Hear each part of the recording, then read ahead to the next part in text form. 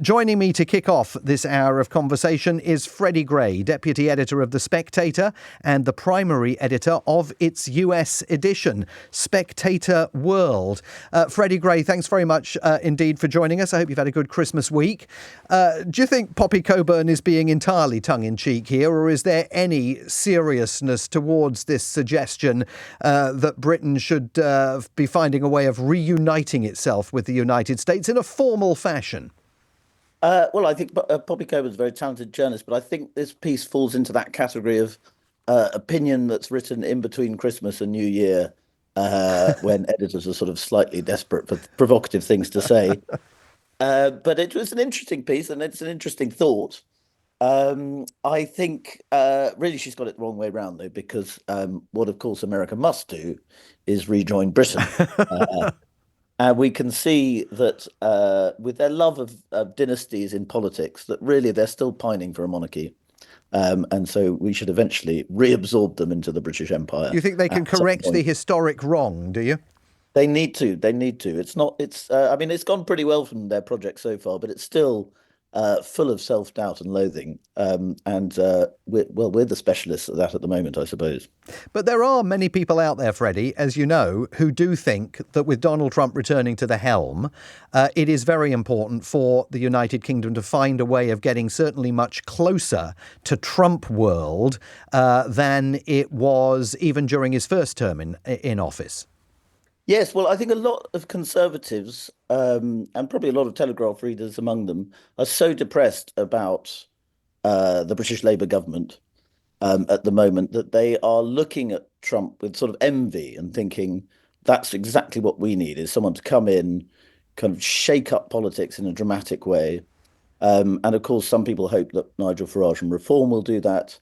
But really, the Trump experience with America is different to what Reform might do in Britain, because Trump took over the Republican Party, whereas, of course, Reform is an insurgent startup party that will have to take on Labour and the Conservatives.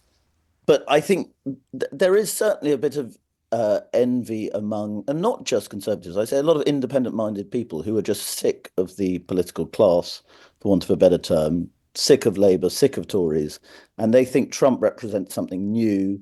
And you can see it going on in other parts of the world too. You know, Meloni in Italy, Germany, you see the AfD doing very well. Marine Le Pen might be the next president of France. So there's been this sort of strong rightward drift everywhere. But Britain are now locked in with a Labour government that aren't tremendously popular. And I think a lot of people are very, very down about that. And that's why there's this sort of pining for Trump and some sections of the right. It used to be said that Britain was America's floating aircraft carrier. There's an argument to be made that Britain is already, at least financially and economically, America's 51st state, isn't there? Yes, there's a very good argument. And in fact, someone called Angus Hanton has written an excellent book that came out this year, called The Vassal State, a Vassal State, I think it is, or just Vassal State.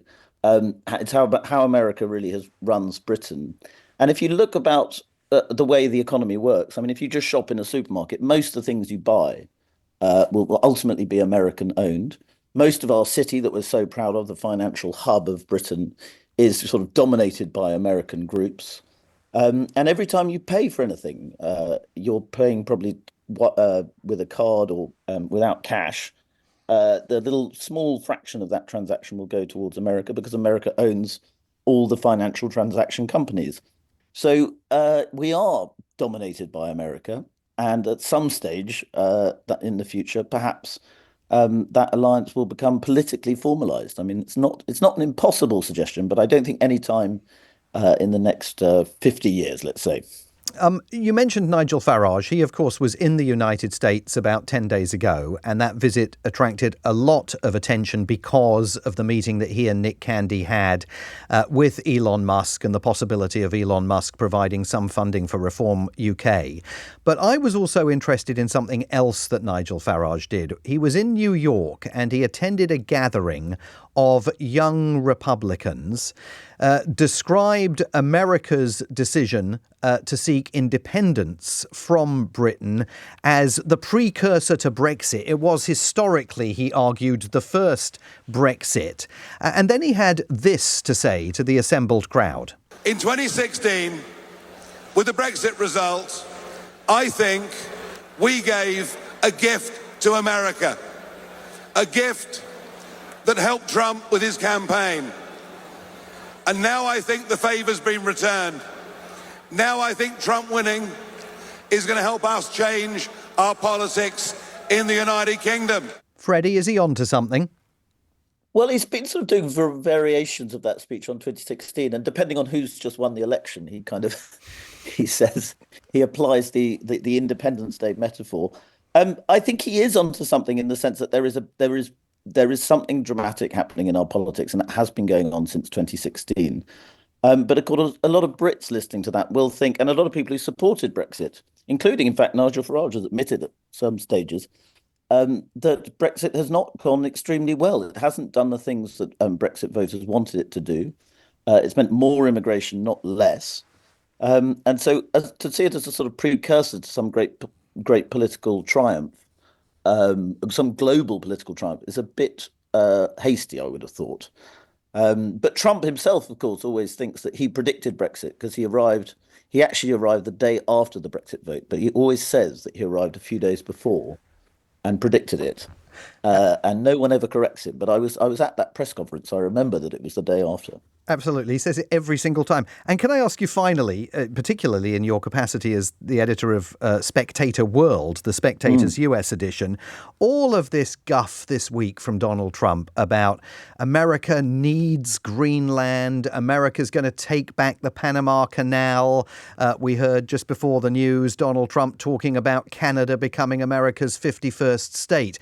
These are not riffed remarks that he's been making. When he's been talking about them in the last week, they've been on the teleprompter. I mean, this is a strategic decision that Donald Trump and people around him have made in the last week to emphasize those seemingly absolutely outlandish ideas. Is this bluster, or is there something actually serious behind it? Well, it's always it's both at the same time, isn't it? It's trolling, but it's also deadly serious. And Trump does that quite a lot.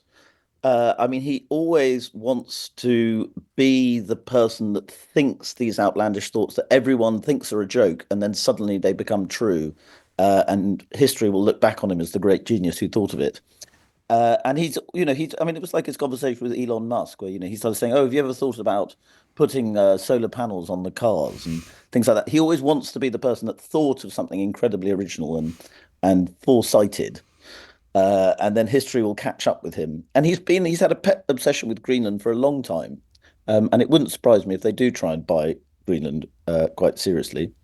As for Canada, I think that's just he's just having more fun with that at Justin Trudeau's expense. Although we were hearing before the news, Kevin O'Leary, a prominent Canadian businessman and a man who once ran to lead the Conservative Party in Canada, appears to be serious about going down to Mar-a-Lago to have a conversation on behalf, he says, of all the Canadians who are interested in the idea.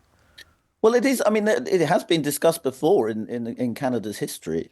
But I think it is usually rejected quite fiercely at the ballot. And I don't think Pierre Poilievre, who's probably going to be Canada's next leader, is interested in the idea. At least he hasn't said so publicly.